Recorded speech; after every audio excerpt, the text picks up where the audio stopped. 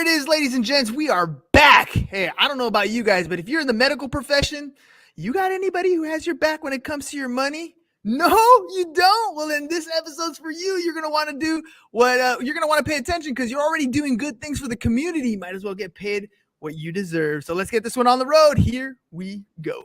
Shut up and sit down. Look, a business can give you everything you want in life. Prestige, wealth, freedom. It can also take everything away from you. This show is for those who are willing to take that risk. These are the real life stories of entrepreneurs. But before we start, I have one small favor to ask. Please leave a comment. It can be advice, critiques, tips, feedback, or share this with someone because your engagement is the most valuable and most powerful form of social currency. So thank you, and welcome to another episode of Business Bros. All right, ladies and gents, listen, on today's episode, we're going to be discussing the importance of having representation in the negotiation of physician contracts. Now, our guest is an expert in this field, having spent over a decade analyzing and negotiating contracts on behalf of hospitals and health systems.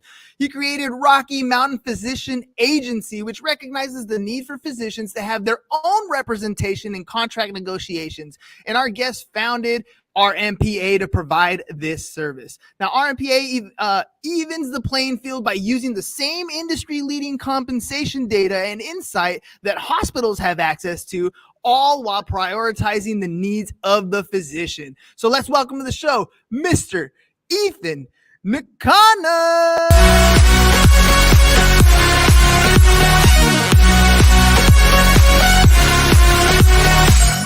High energy and some fun. Ethan, welcome to the program, my friend.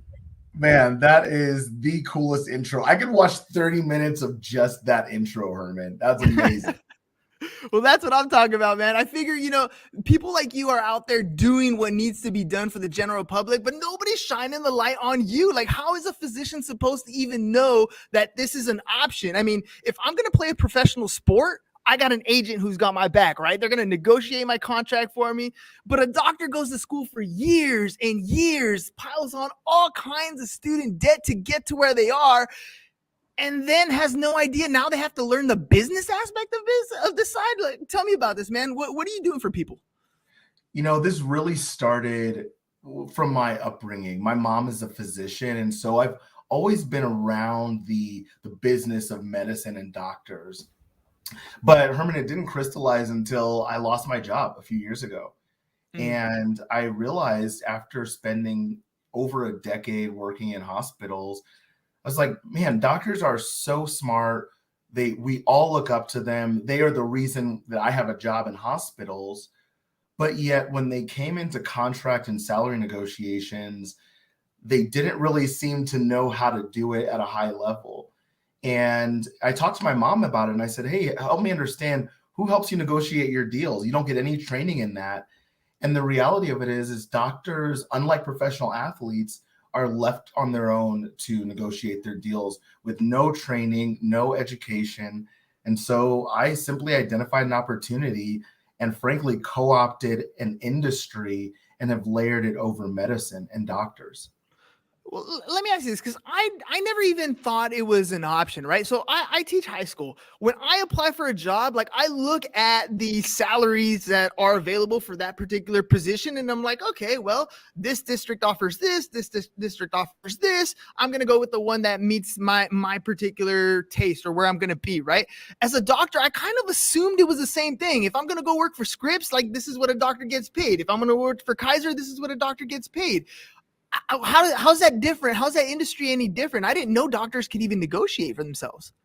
You bring up a really good point, and physicians have a very specific context to their industry that not a lot of other industries have. So teachers and the government is a really good example where you have certain thresholds as you move along your career of what you can make based on your experience, years of service, things like that.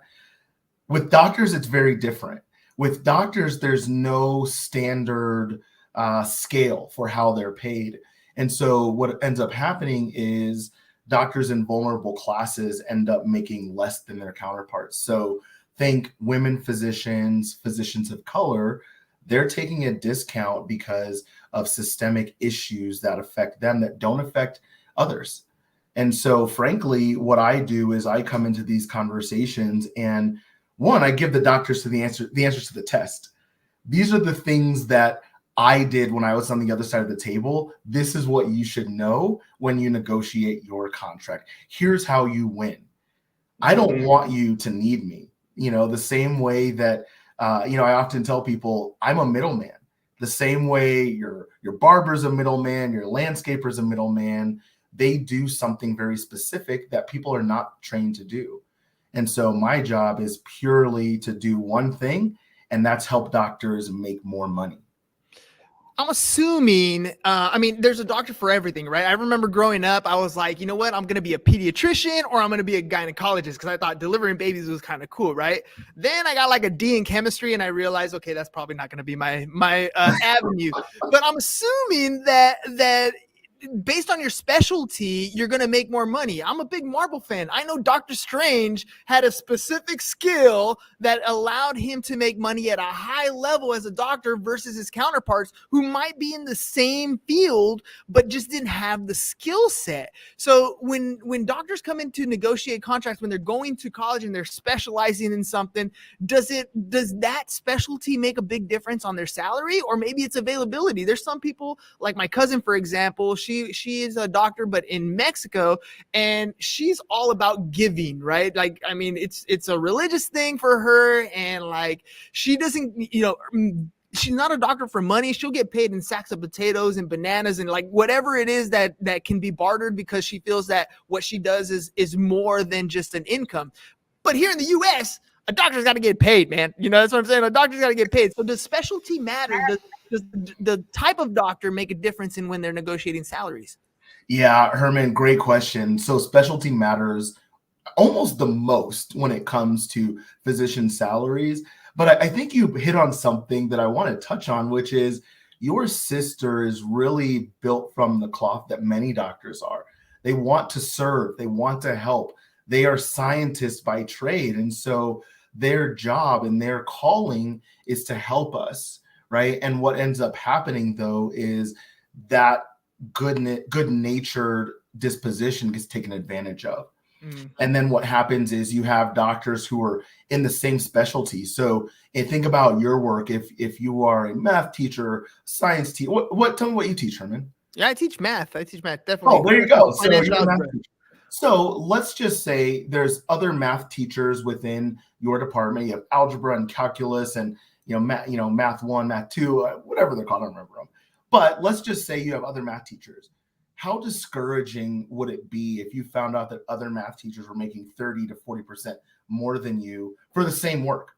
You're teaching the same size classes, same number of classes. That's what happens to doctors. So I don't necessarily think about, well, does an orthopedic surgeon make more than a family medicine doctor? Yes, they do. I think about, are orthopedic surgeons making more than other orthopedic surgeons? And that's where I want to try to bring some parity. So when doctors reach out to me, it's typically because they have found out the hard way that they are being paid less than their counterparts for doing the same exact work. And so for me, I don't discriminate by specialty, but I do upfront show doctors, here's how much you should be paid for your specialty in your region of the country, which of course can vary depending on if you're Silicon Valley, New York City, or Atlanta, Georgia. Yeah. Well, what about where they go to work? So I mentioned earlier, like, Scripps, Kaiser, these are big name places, but there are also tons of legitimate small private practices that are a little bit different. And, obviously on the entrepreneur space, if you're running your own clinic or your own space, the marketing has a lot to do with whether or not you're going to get paid or not. But as an employee coming in, does it matter whether I'm being hired by a small private clinic or a small private hospital versus one of those big guys? That is such a good question. And it's not a question that people I talk to the first time typically ask, because it's one of those next layer questions. It's a really good one because your, what we call it, care setting has a tremendous impact on your ability to make a living. So you said it exactly right, Herman. First and foremost, if you are private practice or a physician entrepreneur, you will earn the most money because there's so little overhead between the doctor and the insurance company who's paying their revenue. Secondarily, you'll look at single and multi-specialty private practices, but typically most doctors are employed by large health systems like HCA, Catholic Health Initiatives, Advent Health in Florida. And those doctors can earn different amounts depending on what setting they provide care in. So I have some doctors who say, Ethan, I want to work 4 days a week. I want to be in clinic. I don't want to set foot in a hospital. And so those doctors can expect to earn a certain amount. Whereas other doctors who say, Ethan, I'm willing to take on leadership responsibilities. I'm willing to take on additional call outside of my 9 to 5 hours. You can earn additional compensation for all of the work you're doing. And my job is to help identify all of the opportunities to make the deal as lucrative as possible for doctors. Wait, hold up. So you're blowing my mind here a little bit. So not only am I going to get hired by a specific place, you're essentially helping the physicians kind of dictate the lifestyle that they're going to live, how many days a week they're going to go in. Are they available after hours? Are they telecommuting? Like, I know, especially post-COVID world that we're living in, some doctors don't even go to an office. Everything's done on like a Zoom call. You're checking in with your clients, you're seeing them visually, you're having them open, like almost everything done on that. So you're saying essentially when they're sitting down to talk to you, they're designing the life that they want to live, and then you're going out and looking for a market that is looking for that kind of doctor? I could not have said it any better myself. One of the first things that I do with every client that I talk to is I ask them what is important to them. And we get so granular that I ask them to force rank 7 items and tell me which of these is important to you. I can tell you based on my analysis of all the doctors I've talked to over the past 3 or 4 years, if employers would treat doctors with respect, irrespective of money, they would never have to see me.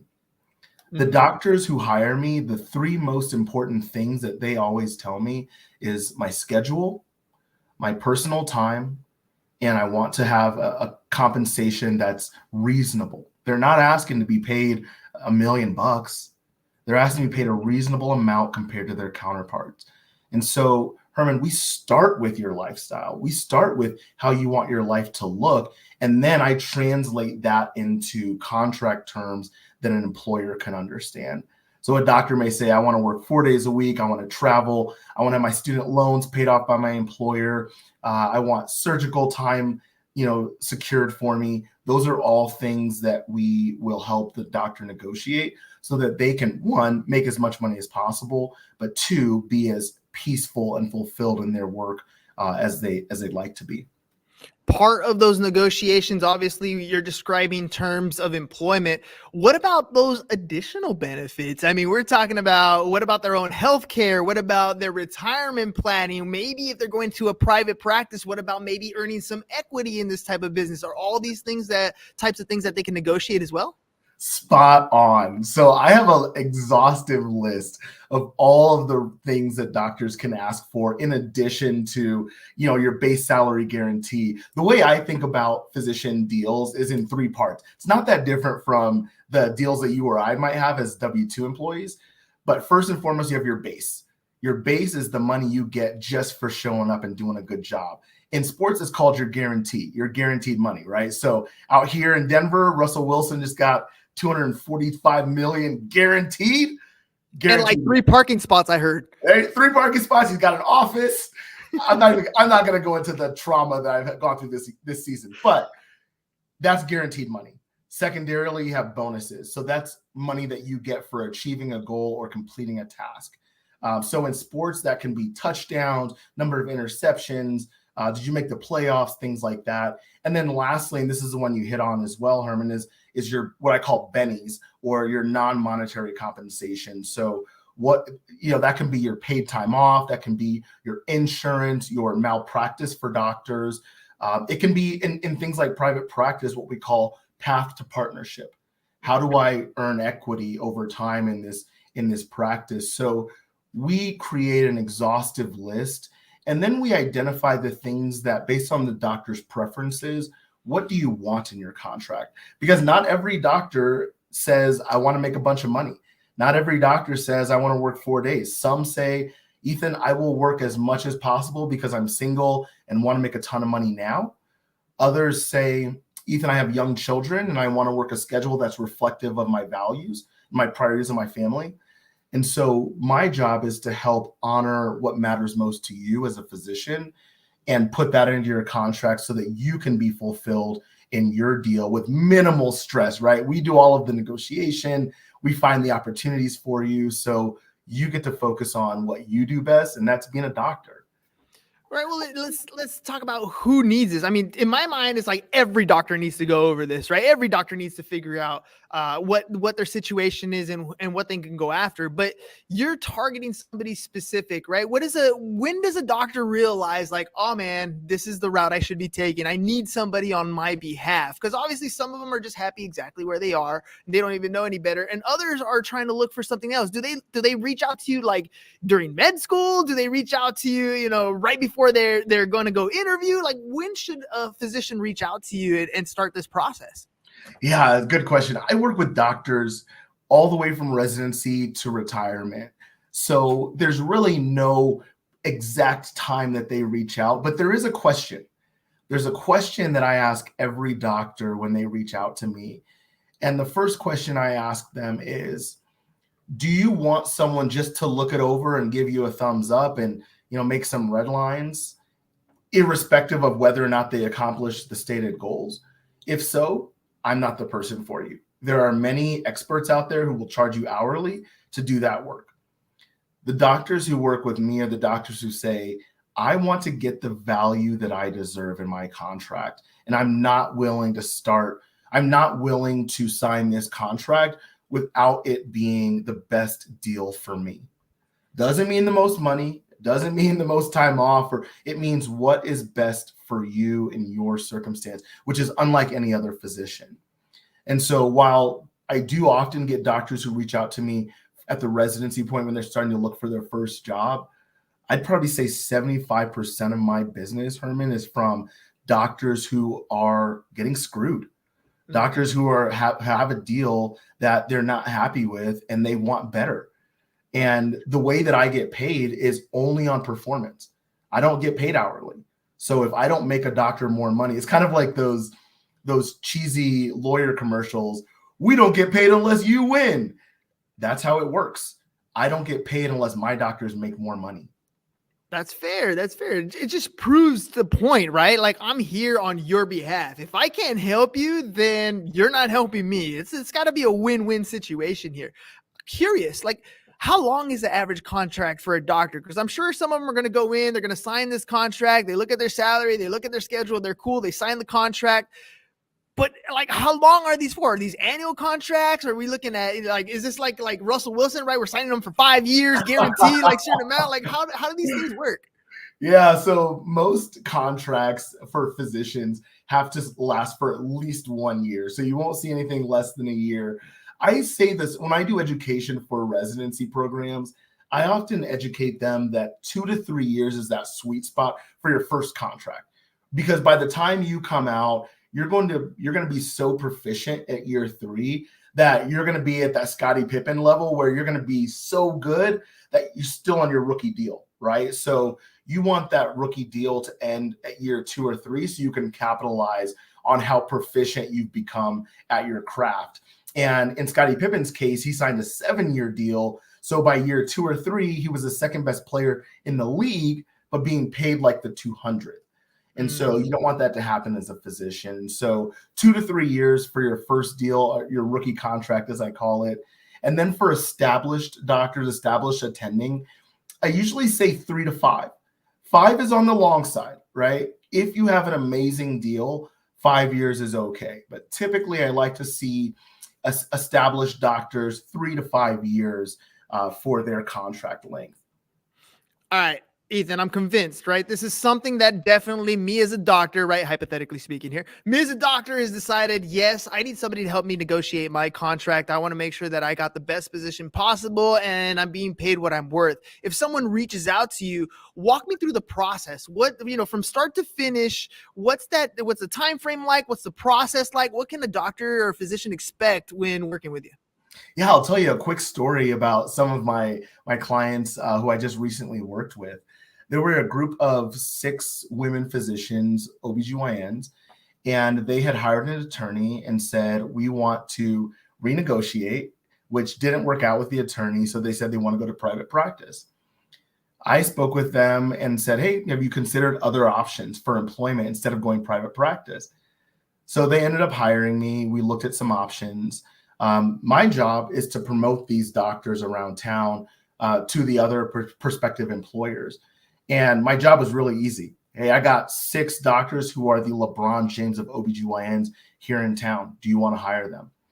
So everyone in town, spoiler, everyone wanted to hire them. And those doctors, after I went to market for them, we ended up renegotiating their contract, which I do all of that for them, right? They establish their priorities, their goals, and then I go help bring that to reality through offers. We ended up renegotiating their salaries, and they ended up getting a salary raise of about $1.1 million on an annual basis.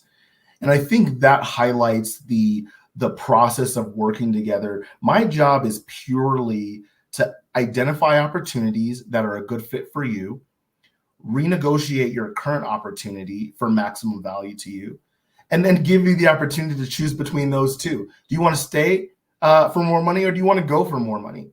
But ultimately, my job, every problem I have is a nail and I'm a hammer. I always want to make you more money, even if you tell me you have 50 other priorities. And so typically I would say the runway 90 to 180 days is the typical runway for doctors. We just closed a deal where a doctor got a raise for 30% more guaranteed salary, and we did that in about 90 days. That's pretty awesome. I mean, that's it, right? At the end of the day, that's the bottom line, is the doctor benefits at that next level. And we're in like a super growing market. I heard some stat, and I mean, my background is in the insurance space, real estate space, taxes, and in the insurance, especially when you're talking life insurance, we're talking about an aging population. And some stat, it was ridiculous. Something like 10,000 people are turning 65 every single day for like the next 7 or 8 years or something like that, right? So these people everybody's aging up, and that means we need more long-term care. We need more regular preemptive care. We need, like, there's a lot that goes on, especially with a population that, let's sad to say, in the US, obesity and diabetes is running like prevalent. I mean, it's big, right? So like the market for good physicians is definitely out there. What can a physician expect? Like, what, like, throw me some like ballpark numbers here. Cause I'm like, as a teacher versus like a doctor, I don't know what doctors make. I know they make good money. I just don't know what that actually looks like. So, give me like, what's an expectation for somebody coming in to want to be a doctor? Is the market really as good as I described it, where they are able to find a job, and what can they expect starting out? Yeah, the market is a really good market, but the challenge isn't so much the market. It's more so that doctors just don't have time, training, or access to the data. So let's just assume that there are options out there for doctors to be employed. You probably have heard, Herman, the horror stories about doctors in residency working 24, 48 hours straight.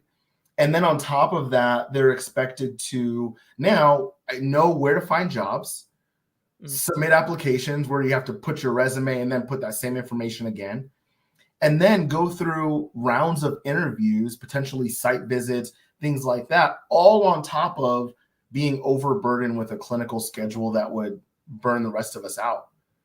And so the fact of the matter is doctors just frankly don't have the time, energy, and expertise to do this work. And so I take it off their plate for them, and not just take it off their plate so they don't have to do it, but one, to also maximize it, right? So we want to make you more money. So I'd say that the entry kind of entry salary for doctors for family medicine, what you or I might go to for, regular cold, they tend to make in the ballpark of about $200,000.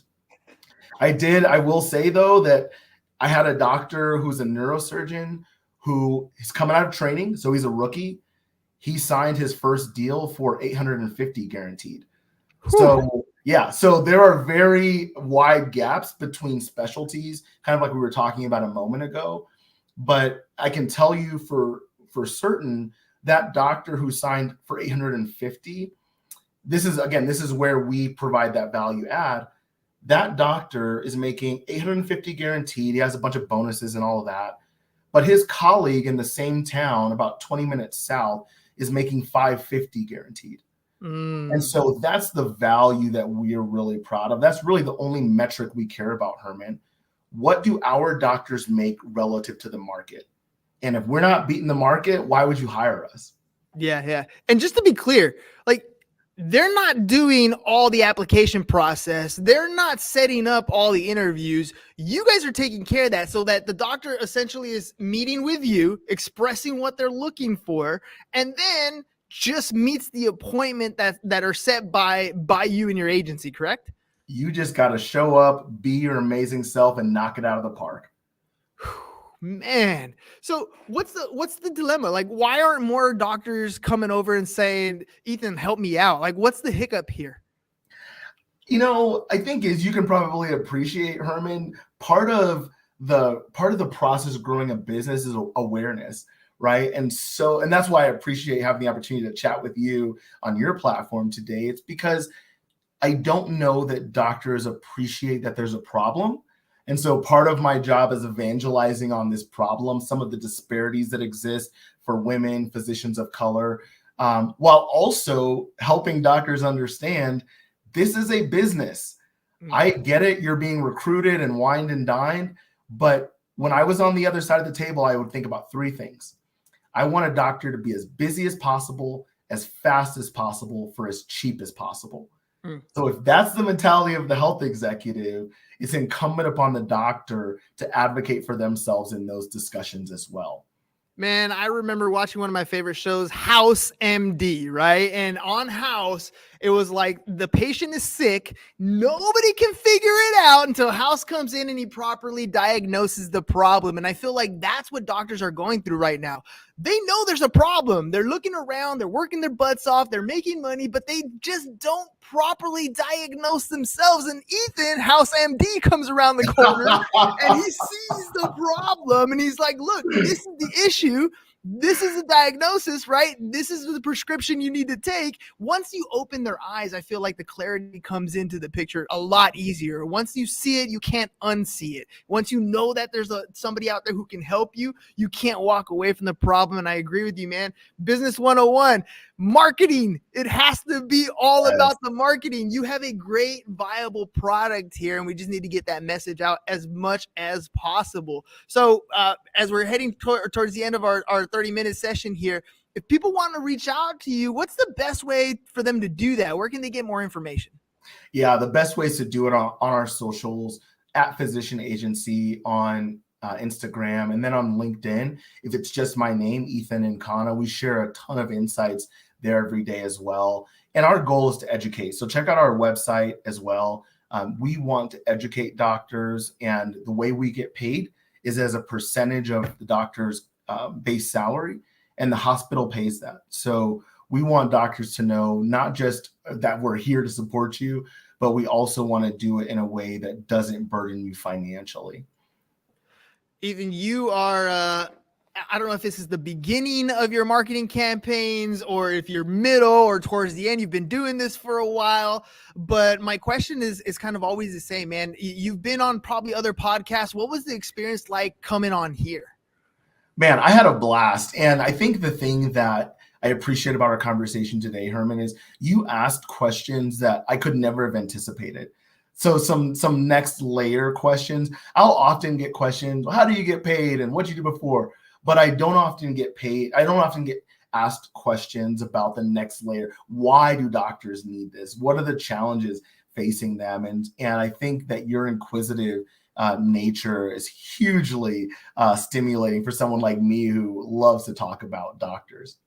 Well, that's it, man. Ladies and gents, it comes down to making content. I mean, Ethan's here literally taking 30 minutes of his time to make some fun content. And we use podcasting to do that. Literally, I just asked him a bunch of questions where he can take this episode because, Ethan, our gift to you is the full audio, full video of this show. And you can chop it up. You can take every single question, chop it up into a small clip, post those things on your social media. That's how you as a business markets yourself. You got to show up constantly. You need help doing that. Make sure you guys visit us at businessbros.biz to find out more about that. But for all you physicians out there, all you doctors out there, those of you in the medical field, if you're flying solo, you're shooting yourself in the foot. And I'm not saying that as, to hurt yourself. I'm telling you, you're not diagnosing your problem. You need to get yourself some help. And you can do that. Simply go to www.rmpa.co. rmpa.co. Find out the kind of help that you can get. I mean, we had some examples here. A spread of like 300 grand is the negotiating tactic that can help you out. I don't know about you guys. I could use an extra 300 grand and you're just flushing it down the toilet. So make sure you guys go to www.rmpa.co. Find out how Ethan can help you negotiate your contracts and make more money that you obviously deserve. I mean, you guys are saving our lives out here, keeping us healthy. You deserve at least that. Ethan, thank you very much for coming on the program. Before we head out, man, any final thoughts? I just want to thank you for sharing your time and your platform today, and check out our socials and call us. We want to help.